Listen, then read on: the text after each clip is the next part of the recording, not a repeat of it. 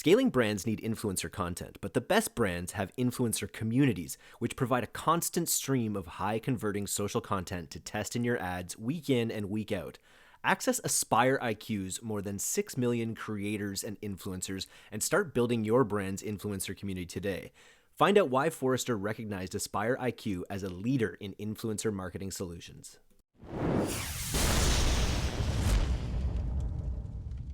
Hello and welcome to the DTC Podcast. I'm Eric Dick, and today I'm very excited to be diving into the $30 billion workwear industry with DTC disruptor Brunt Workwear founder Eric Girouard.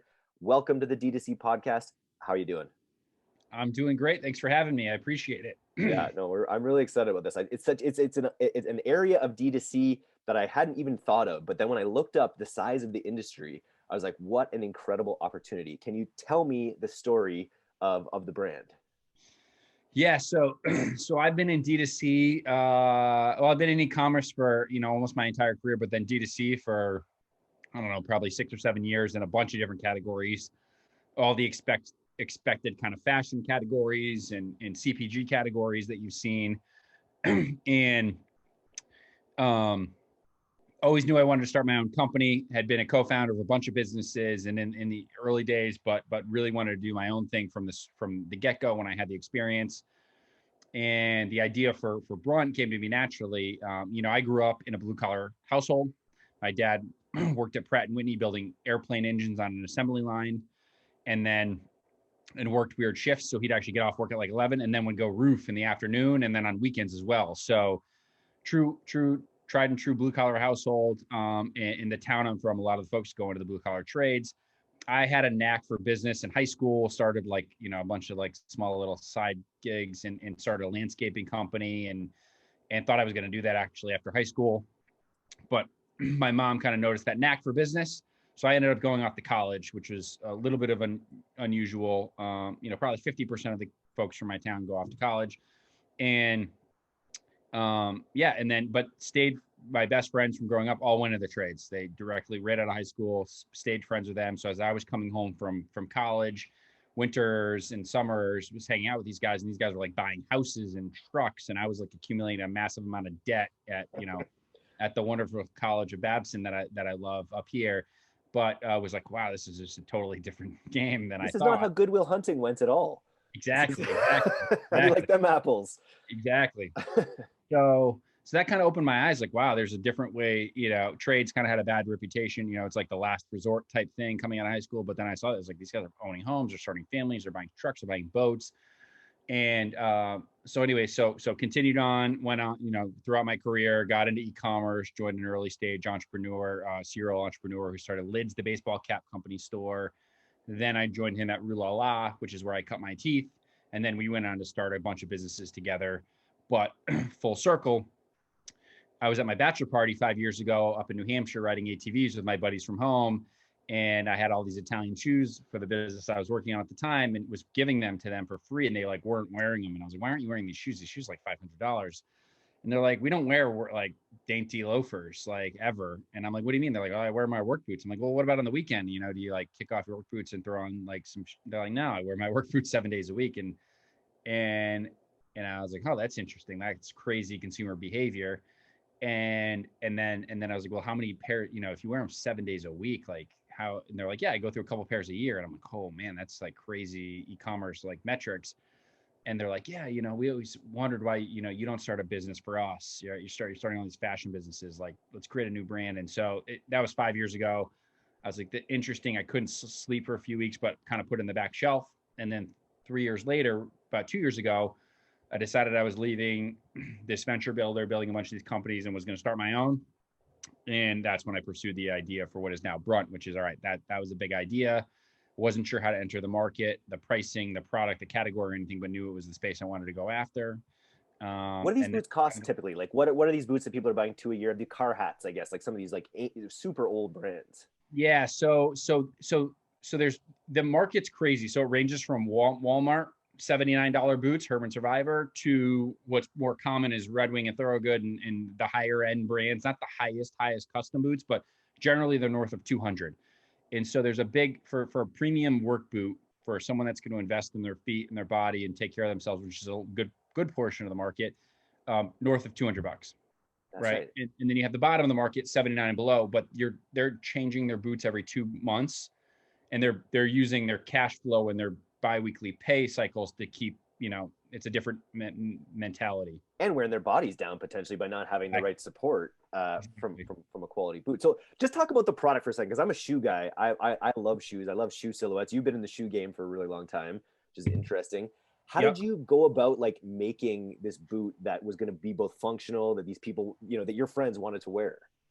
Yeah. So we looked at what I knew is we weren't going to come in and like create like a moon boot, like something that no one's ever seen before and like win the market. We weren't going to because the customer's you weren't going to win them over on that anyways. And so we looked at Tesla truck. You're not going to do the Tesla truck of work boots. It's not going to be the Tesla truck. Exactly. And that's a big bet scenario. Maybe 1 out of a million will hit that, but like very unlikely.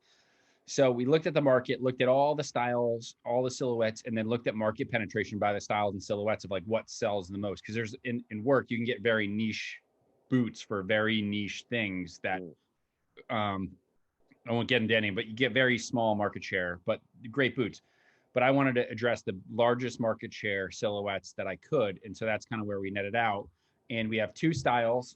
We have our Marin boot, which is a classic mock toe, right? So aesthetically very classic, but we put a ton of technology into them that aren't in the other boots, right? So classic look, beautiful leather. Is it just a crepe sole, or is there a new kind of crepe? Because I have crepe that like wore down really quickly on my Red Wings. Yeah. So what we did is, we actually skinned our soles with 3 millimeters of rubber, because normally it's an EVA sole. The EVA wears down really fast. Yeah. So the biggest complaint is the soles wear out fast. So we solved all the pain points, right? The biggest pain points are the soles wear out fast. So we skinned them with 3 millimeters of rubber, 2 in the middle, but 3 in the back, and then along the front where they really wear out. So the whole thing is rubber. So we solved the issue of the sole wearing out really fast. We solved the issue of the insoles and the comfort and all this stuff. But so we had two classic silhouettes with a bunch of technology on the inside, right? Okay. Invisible technology, very different than visible technology, where we then created 2 SKUs that are more on the cutting edge of the market. These are the future of the market. Visible technology in the outside, safety toe, clearly visible on the outside, protection for guys who are on their toes or knees, rubbing over, burning through the toes, bunch of stuff going on. And then this is really the future of the market. This is like if Nike or Under Armour were to make a work boot. It's abrasion resistant mesh, super flexible, super light, super comfortable, has that safety toe, and is really like, we may be early on this by a year or 2, but like it's the future of the market. It's why would you say you're early? Just because it's a look that people aren't as accustomed to? Because the market that's adopting this is the really young tradesperson that grew up wearing Nikes and Air Force Ones. And, my dad and my grandfather grew up wearing this. And so there's the guards are changing from growing up wearing heavy leather boots to wearing fly knits and Air Force Ones. And that one's lighter. That one's a good amount lighter. This is the lightest boot. Well, we have a low top version, but this is like the lightest boot like you've ever had. Like it's shockingly light. And so that younger customer, which hasn't yet taken over the market, is growing up and they want to wear this. They don't want to wear the hunks of leather. You're ahead of the game a little bit. That's exciting. Yeah, I mean, everyone's trying to dabble in it, but they know it's coming. It's just, and this is going to sell for the next 20 years. It's just that's going to take over, because the amount of technology, for the weight, the technology, the comfort, it's like you can't beat it. It's like you're wearing basically like literally like a Nike or an Allbirds to work. So you got a $30 billion industry. You got all these legacy brands that you've got your grandfathers, your uncles, and you probably got some upstart brands as well. Yep. Are there any other really focusing on D2C the way you guys are? If you look at anything, there's small, mom and pop startups. Like no one's, so there's the big players, right? As you call it, all the big names, that have been around, huge companies, huge infrastructure, a lot of money, big teams. And there's no one that's really taken a real swing at the D2C like we are. There's a bunch, it's easy to make Really hard to make boots. So first and foremost, you need a lot of expertise or a lot of capital or a lot of relationship, whatever. That's why I don't feel you're afraid like showing all this technology. I'm like, oh, he's giving all his secrets away, but it must take yeah, it must be a lot to make Very those. hard. Yeah, 2 years to get these boots to where they are, and so I have no problem someone trying to replicate this, because good luck. Good luck.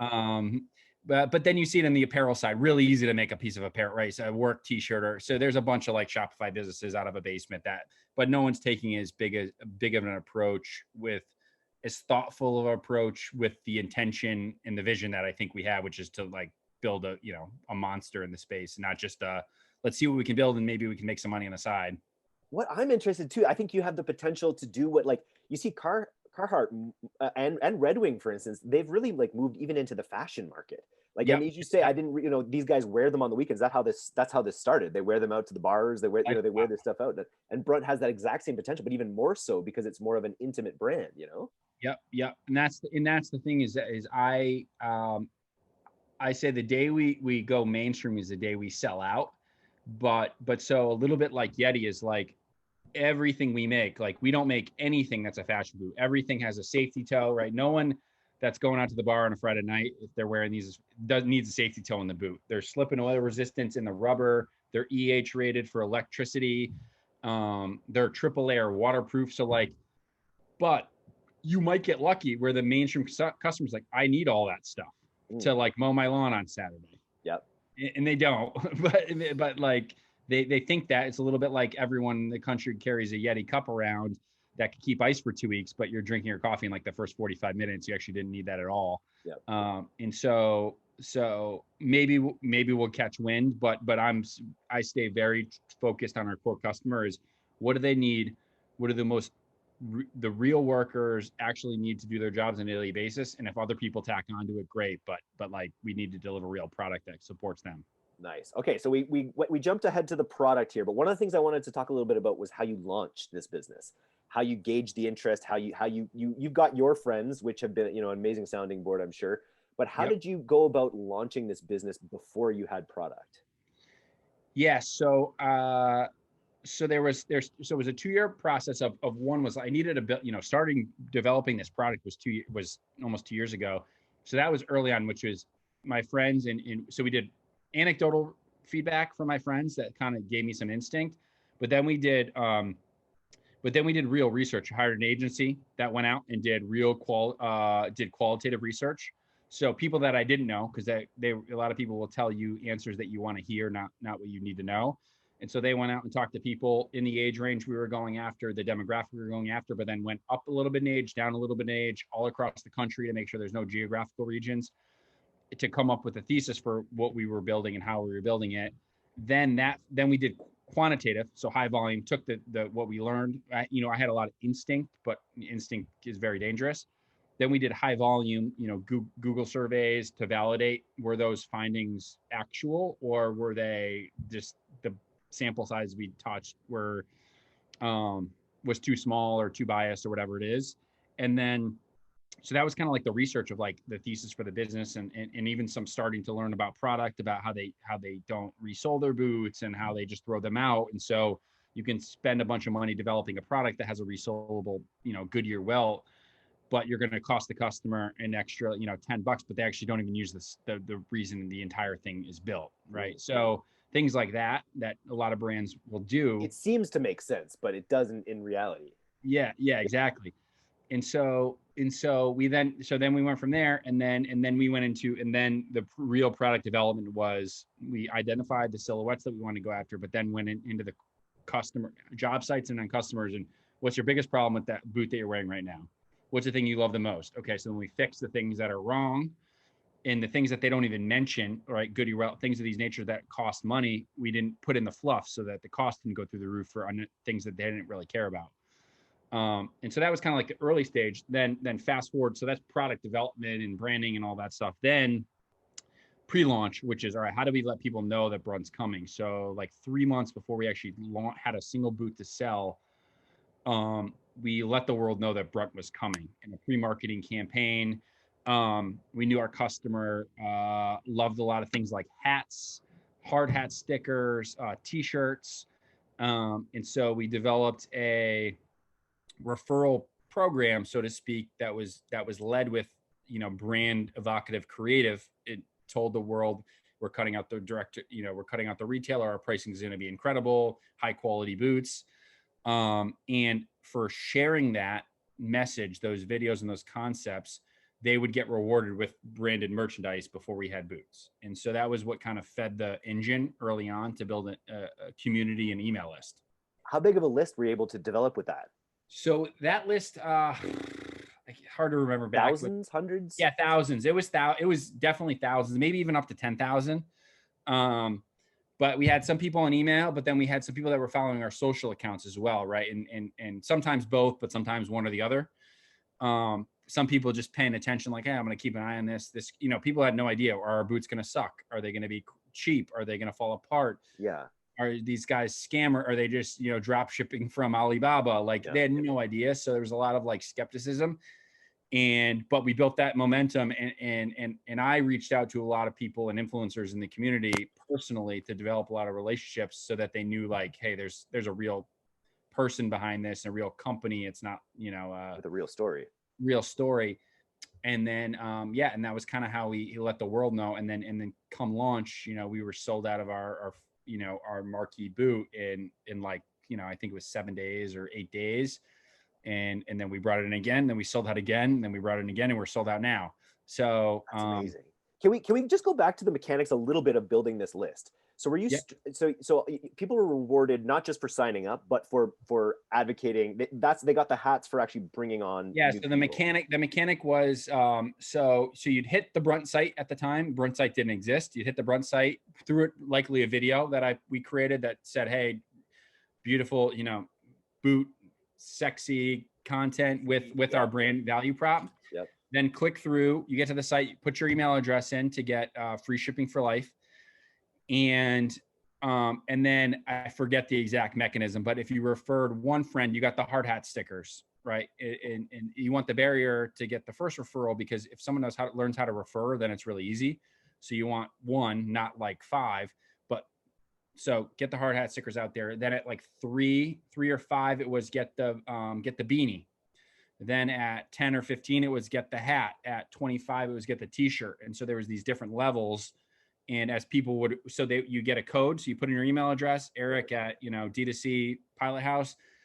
You get a custom code linked to you. And then you could blast that on social or share it in email or text. And as people would sign up with your link, you'd see your count go up. And as your count went up, you get an email that said you can claim your free hat, claim your free beanie, and they would claim it, and then we'd fulfill it. Nice. And then we got a ton of branded merch out into the market, right? Within this niche environment, with these people that when they think something's cool and they see that a brand speaking to them in a way that the legacy brands haven't, they're more likely to share it with their tight knit network of contractors and workers. I'd love to know a little bit. It's funny, I was talking with Thomas about it, and he's like, because he's from a construction family as well, and he's like, construction Instagram is crazy. Can you talk a little bit about the construction community and what that's been like? Yeah, so it is voracious. The community generally was late to the game on social early on, but is literally like leapfrogged the rest of the world. They were, in the Facebook era, they probably missed Facebook early on, but have gotten onto it fast and they're in communities and private groups and all this stuff. But and then Instagram were kind of late too, but they have leapfrogged. They are like the most voracious on TikTok. So if you go to TikTok, it's like, it's like 15-year-old boys and girls, and then it's like construction workers and trades workers and nurses. Yeah, exactly. And I'm probably, I'm getting fed the algorithm, so it leans a little heavy for what I'm looking at, but more so the construction workers, not the young folks. But so they. But so they've caught up now, and now they're highly engaged, and they comment more, they like more, they banter more. It's a little bit like their blog or their Reddit, and they'll go back and forth. They're highly engaged, whereas like the fashion consumer, the Henrys of the world are like scrolling, consuming as much content as possible, not really engaging much. These people are highly engaged, and so there's influencers as well, right? There's like influencers. who's a big construction influencer? So I'll explain the world's different. So it's much longer tail. There are, in the world of fashion, you have the Kim Kardashians and the Kylie Jenners that have, 50 million followers. And if you get them to do something that can sell a lot of product or do in this world, the most potent people are sometimes have 10 or 15,000 followers. And we work with people 250,000. There's no folks that are like the 10 or 20 plus million that don't exist at all. No. But the bigger they get, it seems like the less powerful and potent they actually are. It's the niche and the micro and like the community and in their trade and in their craft. And so that's a little bit of our secret, secret sauce is how do you unlock that at scale? Because there's a lot of hard work. And you need to reach, you got to talk to a lot of people, and how do you find them? But it's a very long tail. There's a big sea of them out there.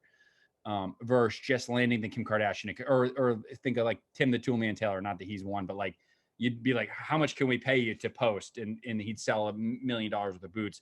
That doesn't exist. Yeah, exactly. I just love people making home improvement references. That's a classic show. Mm-hmm. And again, with your audience authenticity is so critical that something like a Kylie Jenner with 50 million followers, whatever, like wouldn't come through in the same way. These people are sniff bullshit pretty fast, I would imagine. Yeah, exactly. They would say, if she promoted a Brunt, they would say, okay, those boots aren't for me. Clearly, they're not the real deal. It would have a negative impact for sure. Yeah, exactly. There's a couple things I wanted to get to. One, it was maybe even more for the beginning a little bit, just about like I remember my first day of like when lockdown first was announced in Canada. I'm like, what is the world going to be like? How much is going to shut down? And I remember like went on a bike ride and I rode past a construction site and they hadn't blinked. You know what I mean? They were just working, and I just realized, okay, none of that's going to stop. Like this is all going to be essential. Like what has the market done kind of since COVID? Yeah, so COVID hit and had no clue what was going to happen, to be honest. I was probably like, I was so heads down and I was working like crazy that I was like, didn't even realize that COVID had kind of hit when it did. And so, I was getting calls from investors, what's your plan for COVID? All that. And I was like, what are you talking about? One of them was really pushing me to shut the whole business down and launch it actually now, which is really like this spring. Yeah. We're like, wait it out. Who knows? And then, so I just literally like, luckily all the guys in construction are my friends. So I literally just picked up the phone and started calling. I was like, what's going on? Are you getting fired? Are you getting laid off? Are your job sites getting shut down? They're like, and they had gotten laid off. It was about 10 to 14 days. They got, a lot of them got laid off, but it was like 2 weeks. And then they were deemed essential. So, which is very different than you or I, which is, they were able to go to work. They were able to go to the job site. They were able to do, and there's this like pre-masks and all that. It was like, hey, they're doing whatever essential work, and they're creating the infrastructure that's building hospitals and building houses and all this stuff. And so there was a quick blip, but by the time I was, I didn't move too fast. I was like, we're taking it day by day. I'm not shutting this down. But by the time I was getting to the conclusion of like, hey, where's this going? They were already back to work. And it's like, hey, this is very clear. These guys and girls are going back to work. They missed 2 weeks out of the year, and they're deemed essential. And the good news is they're not buying these products as discretionary items. They're buying them to do their job. So they're going to keep buying them. And then my thesis was, hey, we're offering a great value at a time where people are wallet conscious the most. Even if they're employed and they're essential, they still don't know. By the way, they could be unessential next week. They could be unessential next month. The world could shut down. So I thought it was like the perfect storm to launch the business. And so I convinced all the investors that, hey, this is a good idea. Let's trudge ahead. We put a hiring freeze in place, which was painful because we had a very small team doing the work of what was supposed to be twice the size at that time. And just powered through and actually got the business launched a month or two earlier than we actually planned, because we knew the customer was going to be really receptive to it. And so it was like, at first, shut the business down, wait till a year. Then it was like, wow, customer, this is incredibly stable. And then 3 was like, actually, how fast can we get it launched? Because now's the perfect time to launch it. So it was like a 360. The perfect storm of traffic. It's also not conspicuous consumption. These are things that people have to buy, once or twice a year or more. Yep. regardless. Like, it's not something it's not a luxury for people, right? So if they find that they can save and get a brand that, like, you know, an up and And coming they couldn't brand. go to stores at the time, so it Yeah, shipped to home. Like everything kind of aligned. It was kind of crazy. that's so cool. I want to talk about ads a second here, because I was taking a look at the ads that you have, and they look great. You've got a really great diverse sort of cross section of ads. Do you do the ads internally, or do you do those with an agency? Yep. So all creative we create ourselves. So myself and our marketing manager, everything that goes out that the customer sees, I always want my eyes on, just because I've been at the deepest, and I can spot in a second if it's on brand or if it's off brand. And that's very hard. You know, you can't really put those controls in place. It's just you have the instinct or you don't. And then so we create a lot of our stuff that way, right? With experts, right? We have art direct, we have a team of partners that are like, you know, I don't create anything, I don't photograph anything. They do all the beautiful work, but tying it all together, right? And reviewing it and approving it, making sure it's on brand is under my purview. And then we have partners that help us run our media and all of that, right, across the different channels, and we're always testing new channels and all that. And so, so it's a large team effort of a bunch of very talented folks that are very skilled in they're not generalists, right? So they're creative. There's copywriters, there's photography, there's videographers. And then there's running the media, and then there's analyzing the media, and so it's a group effort across the board, and that's how we kind of do it. I don't know if you have your hands on the control panels to this level to be able to speak to it, and just tell me if not. But I'm wondering, with a business like yours, where inventory is going to be a going concern, and you're good, so there's some exclusivity in what you're running already. Like, how has the return on ad spend been in your ads? I imagine it's fairly high, considering your niche and your brand. Yeah, so return on ad spend, which I won't share, is incredible, but what's important is, you know, going out of stock and in stock, which like we talked about is an optically it's a good thing from oh, that's great, you're out of stock. The challenge is you then have to manage turning off ads, you know, and we're running multivariate ads at any given time. You know, at any given time we probably have 25 different versions. Of any single ad, we probably at least have 3 different versions: speed, color, text overlay, maybe just intro or copy below. And so when you go out of stock, you got to shut a lot of that stuff down. And then when you come back in stock, you got to turn it back on and ramp it back up. And the platforms, at least the Facebooks of the world, the Instagrams of the world, they don't like you starting and stopping. So you get penalized for a lot of that stuff. And so, so we've been able to navigate it only because we are maniacally focused on every single customer that comes in the door, even as we scale. And so every single day, the first thing I do when I wake up is I look at detailed customer performance from the day before. It's all I care about. Who are we getting them? Where are we getting them from? Was it first click? Was it last click? Was it someone off our email list that maybe didn't need to buy a pair of boots last month or 2 months ago, but they bought? And we watch that like that's our oxygen. And so, and you have to, because that's where things can go upside down pretty fast. Yeah. Oh man, I'm just curious about your ROAS. I love sexy ROAS numbers, but I won't push it. But very cool. So you're on multiple platforms. Do you sell on Amazon? We do not sell on Amazon. It's a definitely consideration, right? So there's, you know, as I think about the future, we're purely direct to consumer. As I think about the world, you think about Amazon, you think about Walmart of the world, and then you think about physical retail, and they all have their benefits, they all have their negatives. You know, with Amazon, you know, you pay their fees, but it's cheaper than retail fees, and so you could argue going on to Amazon, playing on in their field. You know, the challenge with Amazon is, you know, they're pretty threatening, right? If you start to see a lot of success, then all of a sudden, you know, Brunt boots are going to show up tomorrow, and they're not going to apologize for that either. And they might be able to build them. Yeah, exactly. They might. So there's that consideration set. Then you have the other marketplaces, like Walmart's become a pretty big marketplace and all that, but we're at a premium for for that retailer in the work boot space, right? Their average work boots below $79. Yep. We probably could get a lot of people to trade up, but it's just a little bit of a mismatch. And then you think about the physical retail world, which right now is not, the greatest thing to think about, but 6 months from now is probably going to be bounced back. And how does that work? Because we have direct consumer margins and pricing. How do you make a relationship like that work that's fruitful for them and for us? And so channel diversification, top of mind all the time, but we're growing at such a clip that we haven't needed it yet. And then the other one, so those three, and then the fourth is international, as you can imagine. So DTC, but just then going outside of the country. Totally. Canada. So Canada has a funny relationship with Canada. So our boots are ASTM certified. And so that means they get stamped inside of the boot. They have to meet, this is part of the reason it's hard to get into work boots.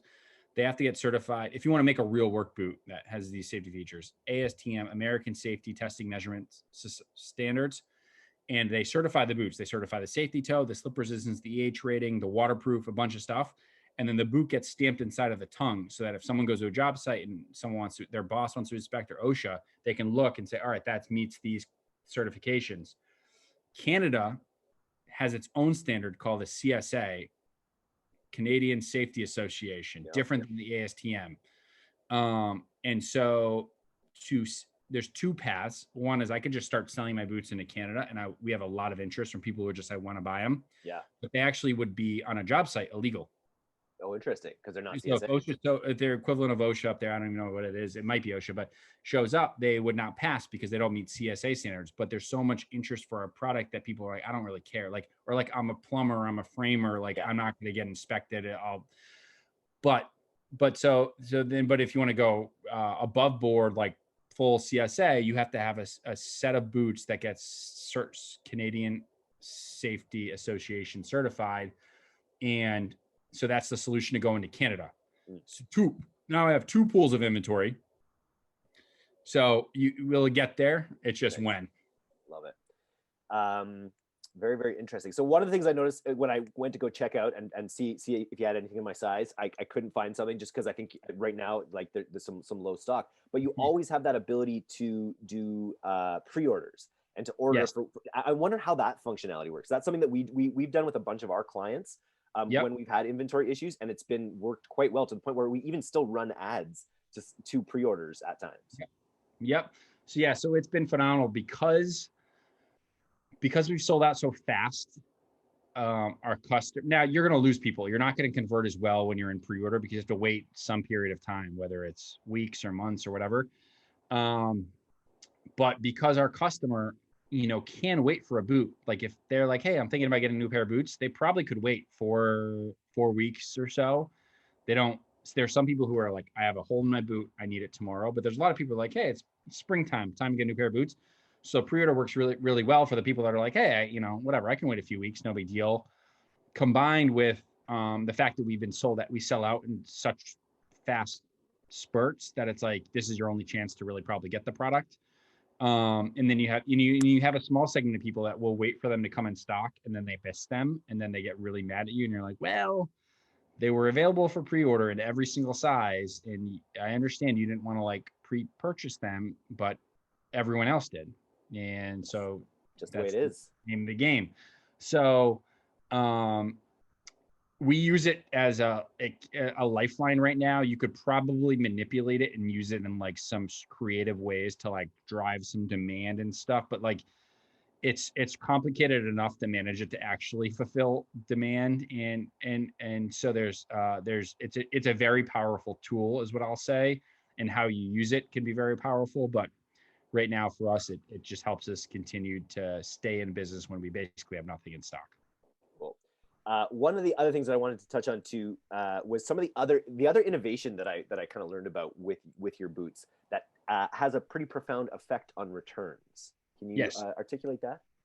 Yeah. So all of our boots, so they all come as a regular fit. So if you're a size 10, these would come as a 10 regular. But what's happened is, so widths are a big thing in work boots.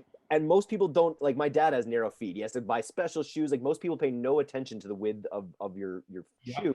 But if you're working in them every day, you better make sure it's right, I guess, right? Exactly. So in our boots, what we've done is, so every boot comes as a regular fit. So that will be a, so like what size are you, for example? I'm 11. I don't even know my width. Yeah. You're probably, so you're standard. So you're 11, Yeah. you're 11 regular, which is essentially a D width. Okay. Regular is D. But E and EE, so wide and double wide, are very common, especially in work boots. And so what we did is, so all boots come as a 11 regular, which would probably fit you. Yeah. But come winter, so there's two scenarios. You might want to wear really thick socks in the winter, and you actually need more room, and the boot's going to be too tight. But more common than not is you might order the boots from us, but you're really an 11 double E. You're a wide foot. So this boot, you try it on in the box, it's too narrow. You're like, these didn't work. So what we did is we built the boot around a system so this is our insole, triple air insole, super cushy, memory foam on the top. It's like incredible. But underneath that is this shim, so to speak, or this insert that's 3 millimeters tall. But you take that out and it says, leave me in for a regular fit, D fit, take me out for a wide fit. Take that out, put that aside, put the real insole where the cushion is back into the boot. This boot just turned from an 11D or a regular to an 11 wide EE. So that boot, which in our customers early on didn't believe us, like that's going to change the fit. And now we have customers that are like going off and Reddit and like, I cannot believe Brunt has created this thing that actually works incredible. The boots fit. And so you put the boot back on and it relaxes the boot, because what happens is it's hard to explain, but the foot sits here as it's 11 regular, and then you take that insert out and it drops down, and now the left to the right just got wider. Yeah. And so it's really hard to pull that off, because you have to build the boot, start from the last that the boots lasted around the EE, and then stack it up to a regular fit. And no one else is doing this. No one else is doing this. I'm sure we're going to get copied, in the next few weeks. By the way, it took us 2 years to pull it off. So, people smarter than us, better than us, with more money than us, they're going to figure it out. But it's not easy to pull off and not mess it up, right? Because if you don't pull that off perfectly, your return rates are going to go through the roof. And people just don't return these, right? Like just with that ability to customize them. Yeah, exactly. The return rates are great in comparison because of that, because it gives our customers a double shot at the fit if it didn't work out the first time. And do people have to buy very specific boots, like tailored to the width otherwise? Is that what people do with other boots? Or do people just wear boots that don't fit right? Yeah, so there's two. They either go with a boot that doesn't fit right, or these other brands are carrying multiple pools of inventory of this same boot in the D, and the E, and the EE, and the triple E, and then going narrow back down to a C or a B or whatever. It sounds like your dad's a B. So they're carrying multiple pools of inventory and there's a band, there's not a lot of narrows and there's not a lot of like 5Es, but the band we're playing in hits the meat of the market. Very cool. Quick question. Do you do anything with SMS? We do not yet, though that's on the roadmap, though our customer is pretty peculiar about their data and their information, and even emails, they're very protective of. And so you need a lot of generally need a lot of permission for SMS. You need a really good reason too, right? Exactly. And in your case, it would be a re-up, right? Like it would be like when you get that stock in for people that want them, like that SMS at that moment could just be deadly, I think. Yep. So you need a reason, but you also need there's a trust factor that we've encountered, that it's like if I give you better not pummel me, and you better only, like, if you send one email, let alone an SMS that isn't right for them, then you're done, because it's very inconvenient and feels very inauthentic. Yeah, exactly. Yep. You got a very authentic audience here. Very cool. Just one last question too about the loyalty. Like, what are you seeing? People are buying these things 1 to 2 times a year. I imagine they wear differently, so subscription could be a problem. But I'm curious, like, what is your loyalty factor like for people that buy into the Brunt brand? Like, yeah, so it's been incredible. So they naturally should be buying 2 pairs a year. We're actually still early from when we shipped our first boots for people to actually even be buying their second pair yet. Though we are massively beating expectations on repeat already, which is shocking, because they shouldn't. But the behavior is different. It's not because their other boots wore out. It's they're either buying a different second style because they love the brand so much, or they are, a lot of people will bought 2 out of the gate. So what some of these customers will do is they'll wear 1 pair on Monday, switch to another. They'll let them breathe is the thesis. So they'll last longer because they're wearing them, 10, 12 hours a day. So they're sweating in them and all that stuff. So we've had a bunch of that, just on boots, but what's crazy is the brand, which is very hard to quantify and qualify. And it's mostly because of all the time and energy we spend and how authentic it is incredibly powerful. And so with the power comes a lot of responsibility, and it's dangerous. We could slap our logo on almost anything and sell it. And so you don't just want to, that's a dangerous place to be because then you don't stand for anything. And now we're selling, I don't know, whatever we're selling sweatbands and bandanas with our logo on it. And so, but we've been very careful to curate items that tailor towards this lifestyle and this work lifestyle. And so, for example,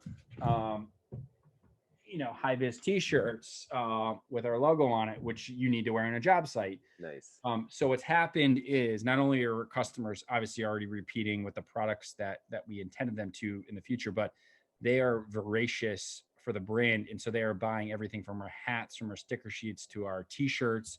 Beer cozies? The summer actually coming out. Nice. Good. So they'll buy branded product because of the authenticity we stand for. And then we have them. Yeah. So we have a monthly box thing where we have a hat and a t-shirt and then an item that we produce. And so koozies will be in one of those in the future, but that fits in the lifestyle, right? It's they're wearing their hats or wearing their t-shirt on the job site. And then after work, they're having a drink of some sort on the weekend. And we're there for that post-work enjoyment.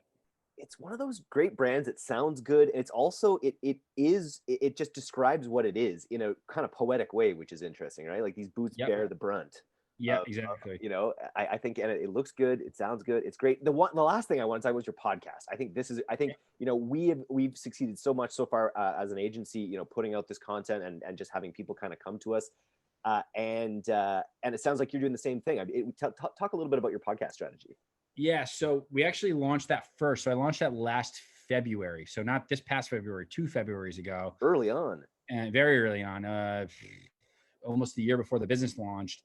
And it was great. The whole thesis for it is, we want to make, we at the high level for Brunt, right? We bear the brunt of the workday, right? With our products, from our boots to our apparel. We want it to be as comfortable as possible, as light on the wallet as possible, shipped to your door so you don't have to drive 45 minutes to the store. Your laces break, we'll overnight them to you for free. We're not going to charge you $20 for laces. But the higher level for the brand is we want to bear the brunt of the workday for these workers. And so we created a podcast called Bucket Talk to help peek behind the scenes of the trades, of some of the most successful people in the trades, not necessarily monetarily, but people who are doing a really good job at winning in the trades. Because the gap that I saw was, unlike in the business world where you can go find, help and consumers and people who are, so as you have people that come in to the trades, they don't have someone that they can go to and say like, hey, how do I start my own landscaping or welding business or construction business or whatever it may be. There's those kind of big brother mentors don't exist in the trades. The infrastructure's not there. And so we created a podcast that hopefully be a little bit of that, where they can listen in and hear the trials and the tribulations, and they jump and start a business. Well, how do I do accounting? How do I count and how do I invoice? Very simple things, but we want to try to be a platform for that, and long-term create a community around that where some of these leaders can help guide them to the right place or answer questions that are very, very simple, or a lot of these people would be too embarrassed to actually ask publicly. You guys check all these boxes. You have such a unique space that you're in. You have a novel approach to how you're doing it. You even got a podcast. I just want to know where I can invest without even knowing your ROAS. I think it's super exciting here. Last question was just a novelty question we ask every guest. If the Canadian government said, okay, we want to invest in Brunt, we want to give you a $50,000 grant, strings free, where would you put that $50,000 in your business right now? Brand awareness. So everyone that we can get to and explain the value proposition and what we're doing resonates incredibly well. The biggest thing is we're still, 7 months old. No one knows who we are, especially in Canada, especially in the United States. So, so getting that story out to a broader audience is the number one thing, right? Because we know the story resonates. It's just more people need to hear it. So you'd give it directly to Tim the Toolman Taylor, I think you're saying. Yeah, exactly. Or Mike Rowe, I guess. Besides inventory, but that's underway. But that is what it is. Yeah. Yeah. Nice. And Mike Rowe. So big awareness early on, obviously dirty jobs. The big thing I see there is, he really resonated like with my dad, right? And I was really young when I used to see him watch Dirty Jobs, and I was a little before my time. But that he's kind of now become the godfather of the space, and there's this void in like the modern version of that. Yeah. And instead of that being a person, that maybe is a brand, right? That and so you guys. yeah. So exactly. That's awesome. Well, I can't wait to keep tabs. Have you back on the podcast in the future once you get this second round of boots through to everyone. It's been really nice chatting with you, Eric, and let's stay in touch. Thank you. Appreciate it. Okay, peace. All right, bye. Bye.